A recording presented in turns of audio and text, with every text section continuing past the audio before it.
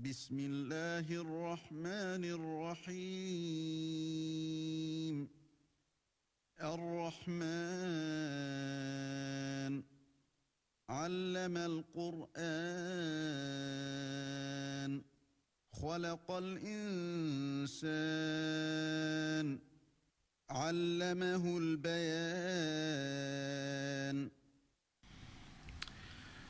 الحمد لله الحمد لله الحمد لله رب العالمين نحمده ونستعينه ونستغفره ونعوذ بالله من شرور أنفسنا وسيئات أعمالنا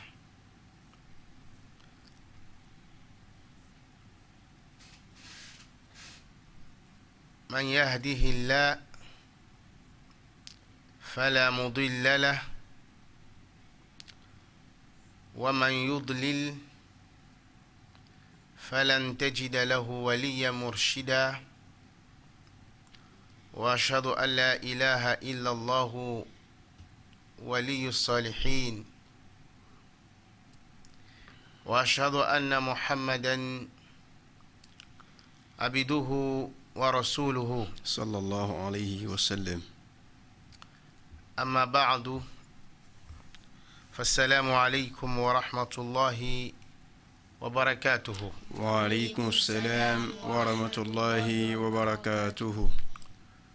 Louange à Allah, Seigneur de l'univers.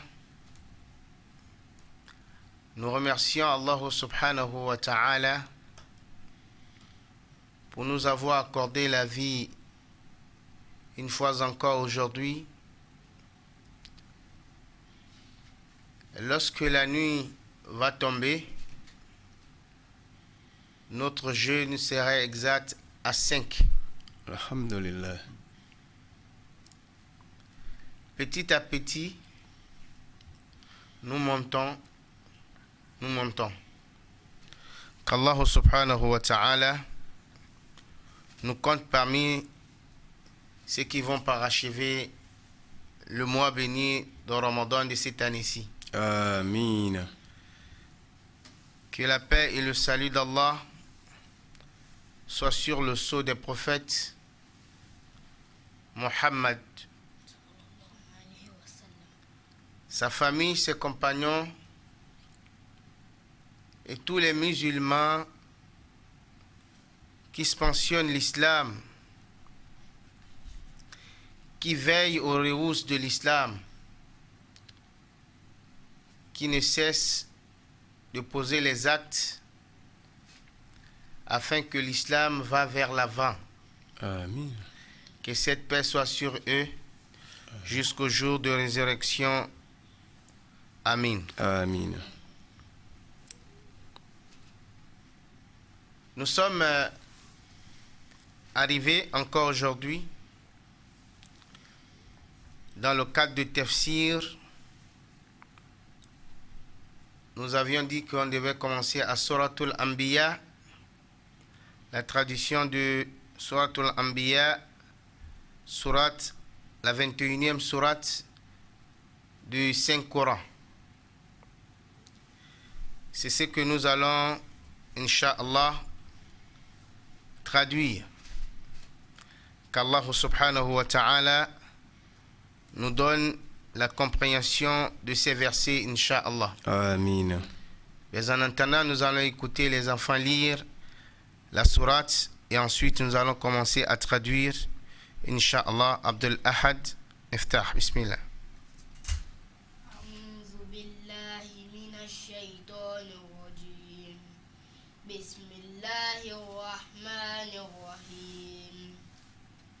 وبه نستعين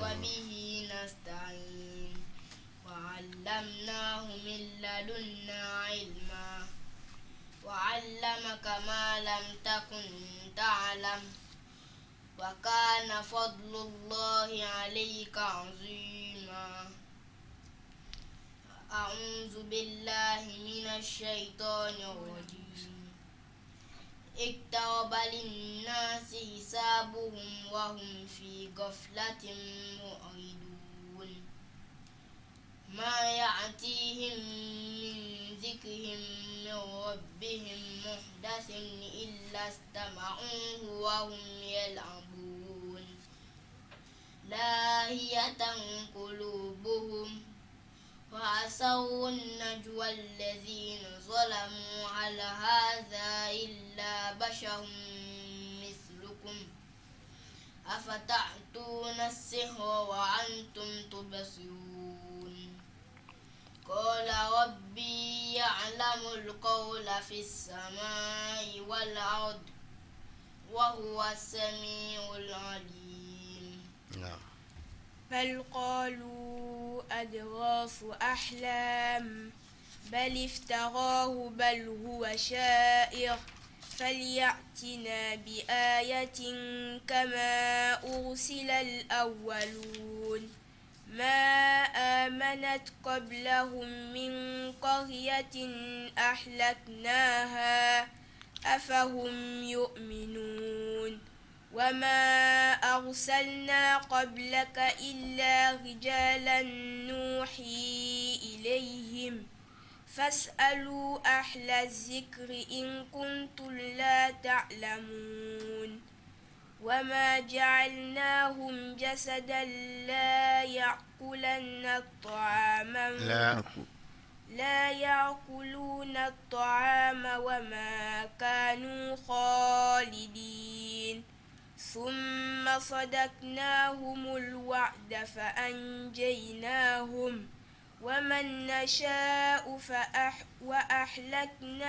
وأهلكنا المسرفين لقد أنزلنا إليكم كتابا فيه ذكركم أفلا تعقلون. Ainsi, Allah subhanahu wa ta'ala s'adresse au prophète Mohammed. Sallallahu alayhi wa sallam. Et par le prophète, il s'adresse à tous les musulmans, à tous ceux qui ont attesté l'unicité d'Allah au digne d'adoration, et que le prophète Mohammed est son messager et envoyé vers l'humanité, qui s'acquittent de la salah, qui sont prêts à sortir le monde dans leurs biens, qui ont accepté de jeûner le mois béni de Ramadan et qui sont prêts à aller en pèlerinage lorsque Allah les donne les moyens. C'est ainsi qu'Allah s'adresse à nous. Suratul Anbiya, sourate les prophètes.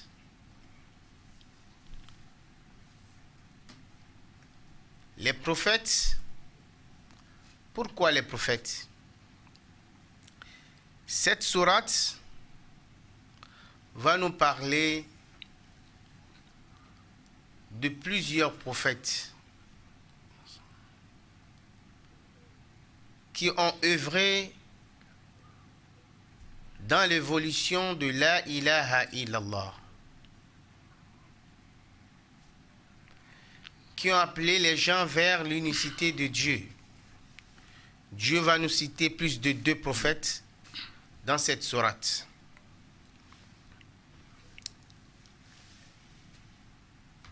Les prophètes au pluriel, car en arabe, un prophète, on dit an-nabi. Quant au pluriel, on dit al-anbiya, les prophètes. La sourate a 112 versets, Inch'Allah, que nous allons parcourir bi'idnillahi ta'ala. Inch'Allah.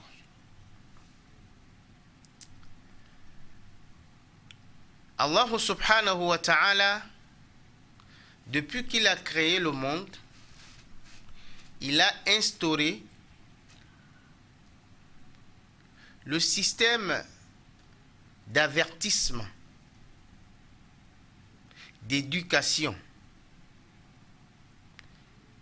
Dès le bas âge de l'enfant, Dieu nous a appris à l'éduquer. C'est pourquoi Allah subhanahu wa ta'ala, il a instauré le système d'envoyer les messagers, les prophètes, pour nous avertir, pour nous dire sincèrement ce qu'il y a à faire ici-bas. Parce que quand on demande à Allah subhanahu wa ta'ala pourquoi la création des hommes, les arbres sont là, tout ce qui est entre les cieux et la terre, aucun ne désobéit à Allah subhanahu wa ta'ala. Mais pourquoi la création de l'homme? Allah nous répond dans le Saint-Coran, il dit وَمَا خَلَقْتُ الْجِنَّ وَالْإِنسَ إِلَّا لِيَعْبُدُونَ.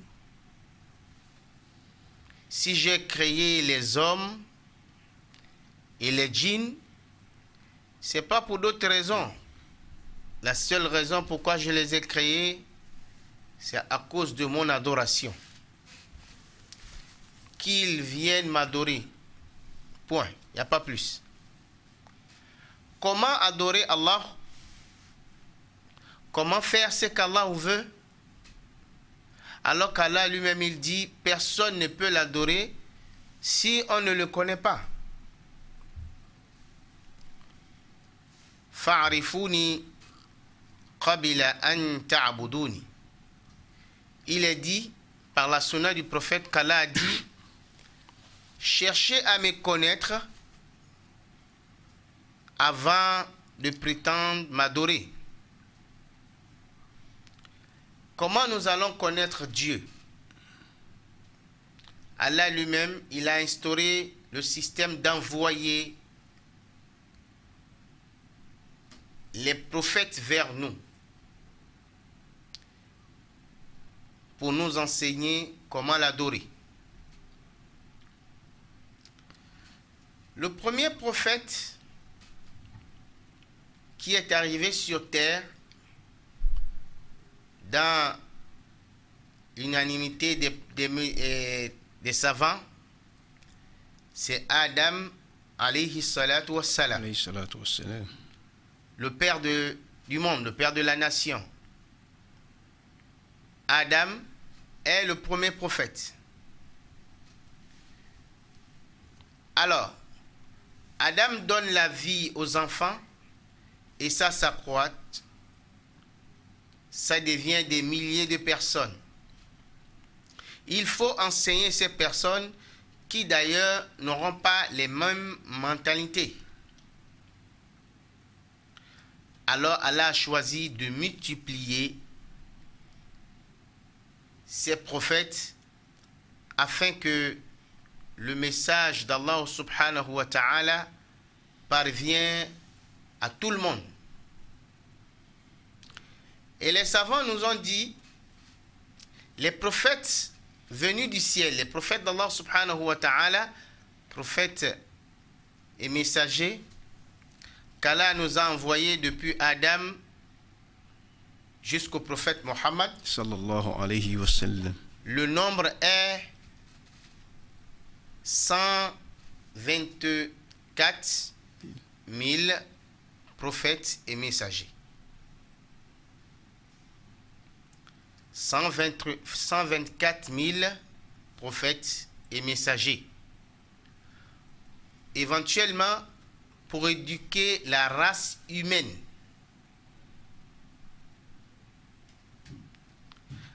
Dans tout ce qu'Allah a créé, ceux qui sont vraiment difficiles à éduquer, ce sont les êtres humains. Il est facile pour un berger de diriger plus de 100 bœufs avec un seul bâton. mais il n'est pas possible de diriger l'homme, même s'ils sont 10, de les diriger avec un seul bâton, ce n'est pas possible. C'est pourquoi Allah subhanahu wa ta'ala nous a appris à travers le nombre de ces prophètes et messagers que nous aussi, nous devions passer notre temps à éduquer l'homme. Ne jamais se fatiguer. S'il faut dire la même chose plusieurs fois, comme le prophète Mohammed sallallahu alayhi wa sallam, il nous a dit, par rapport à l'éducation, l'enfant, il faut lui dire la même chose 3 fois. Pourquoi?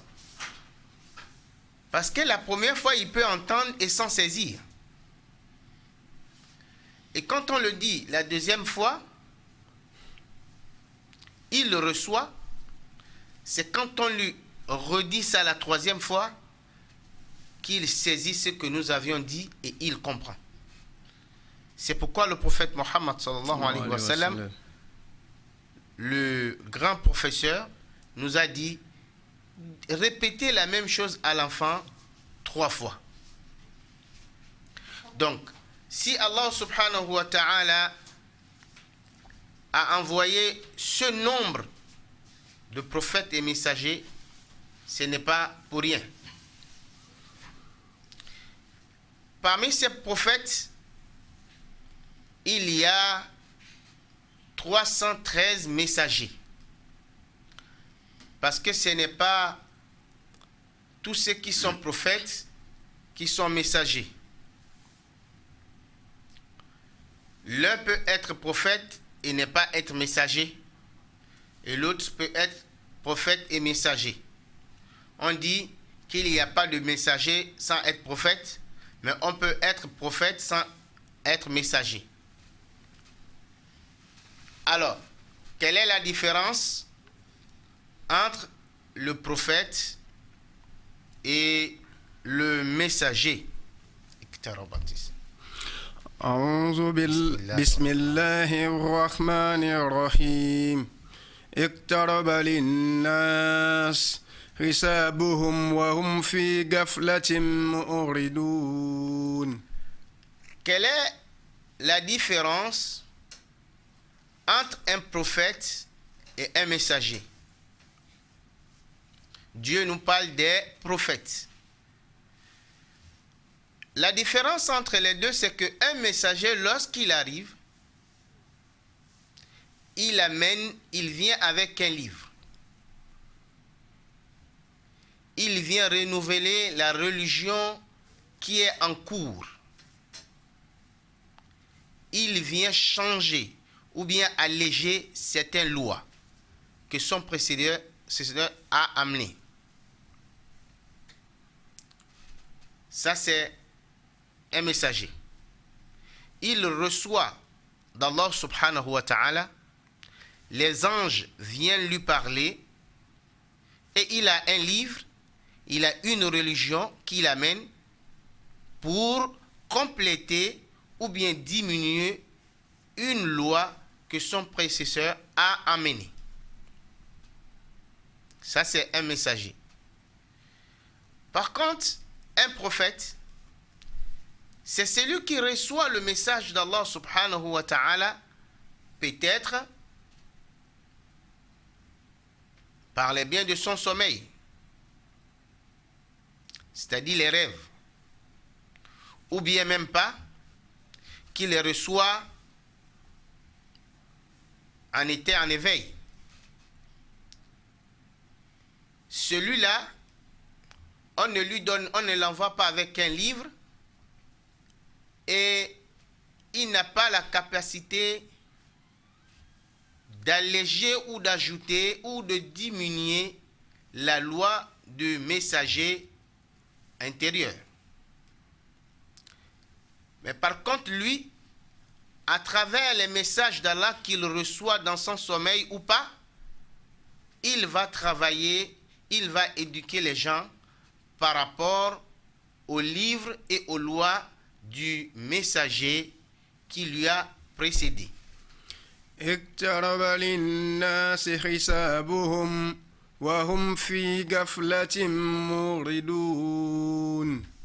اقترب للناس حسابهم وهم في غفلة معرضون. Ça, c'est la différence entre un prophète et un messager. D'où il est important pour le musulman de savoir cela, de faire savoir à ses enfants. Le prophète Mohammed nous dit Ad-dinu nasiha. Ça, c'est la religion de l'éducation, de l'information. On lui demande quelle religion. Il dit la religion d'Allah subhanahu wa ta'ala et son messager, entre autres, l'islam. Lorsque nous avions entendu quelque chose que auparavant on ne connaissait pas, il est recommandé par l'islam d'enseigner cela à sa famille. C'est pourquoi d'ailleurs Allah subhanahu wa ta'ala, au début du message du prophète Mohammed, il lui dit Ya ayyuhal muddathir. Ya ayyuhal muddathir. Kum fa'anzir. Allah lui dit Kum Fa'anzir. fa'anzir. Lève-toi et passe le message d'Allah subhanahu wa ta'ala. Éduque les gens. Naam. Wa rabbaka fakabbir.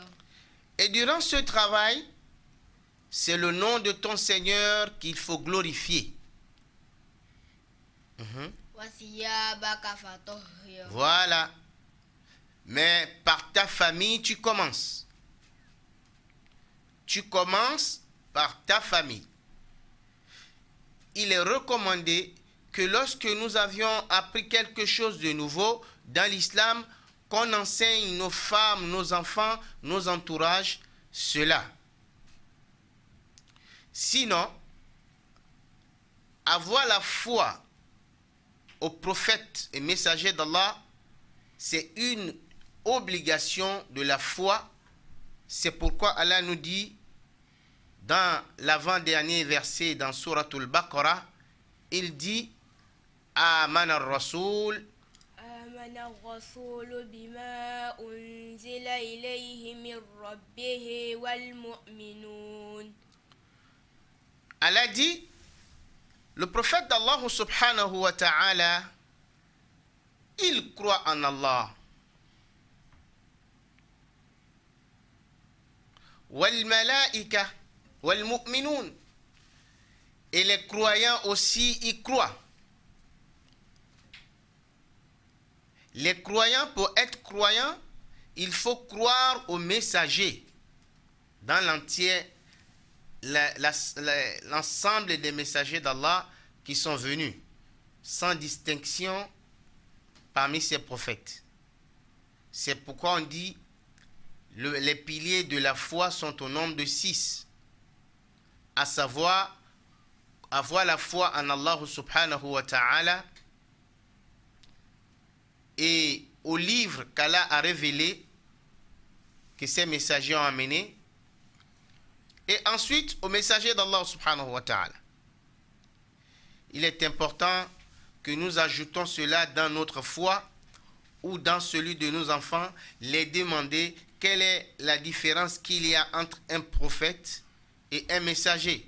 Si les enfants ne savent pas, à travers ce qu'on vient d'expliquer, nous avions le devoir de leur enseigner, qu'ils sachent qu'il y a une différence entre les prophètes et les messagers.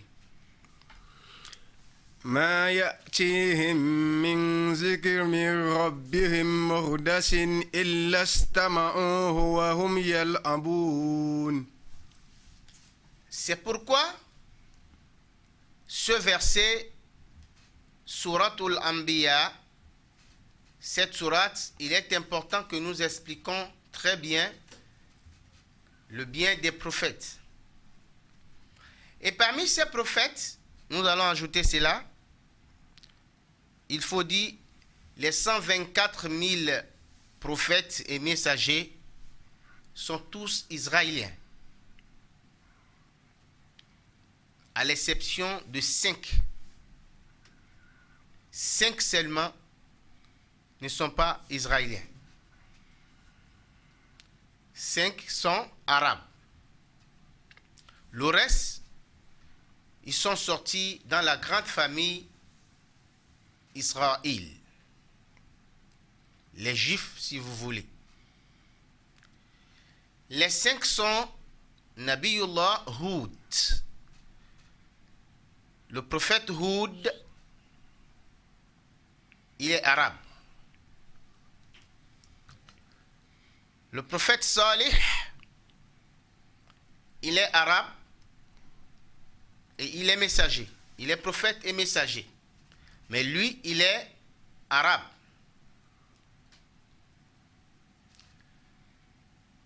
Le prophète Shuaib, il est arabe.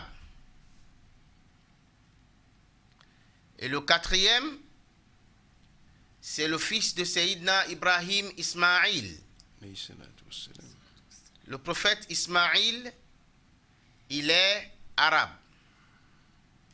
Et le 5e, c'est Rasulullah Muhammad. Sallallahu alayhi wa sallam.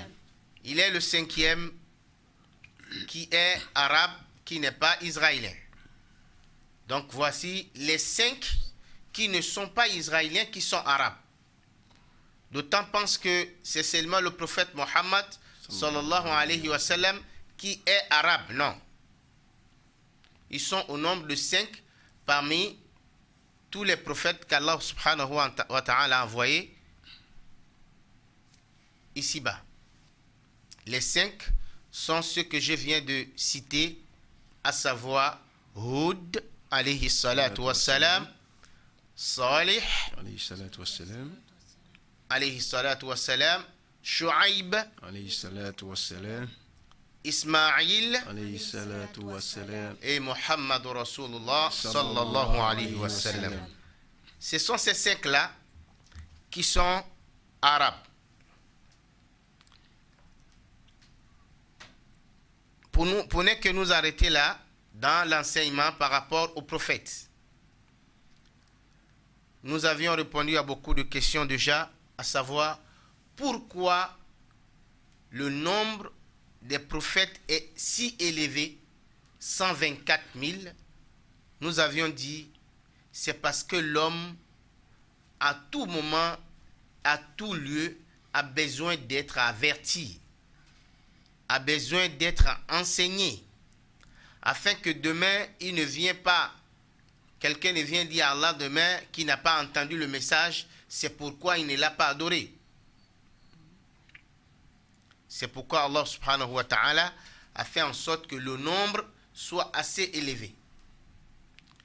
Et quand le prophète Mohammed sallallahu alayhi wa sallam, le dernier des prophètes et messagers, est arrivé, il nous a dit,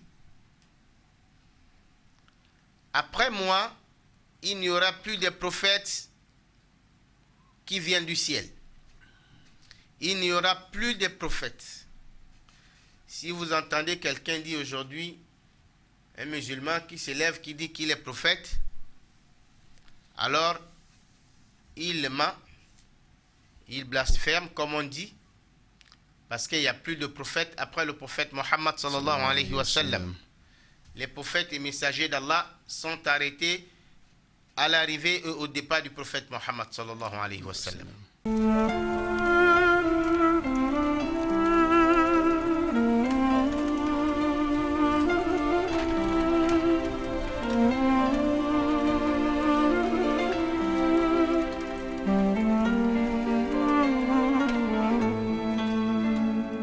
يا نور الهلال أقبل تعال فالشوق طال والقلب سما نحو السماء مترنما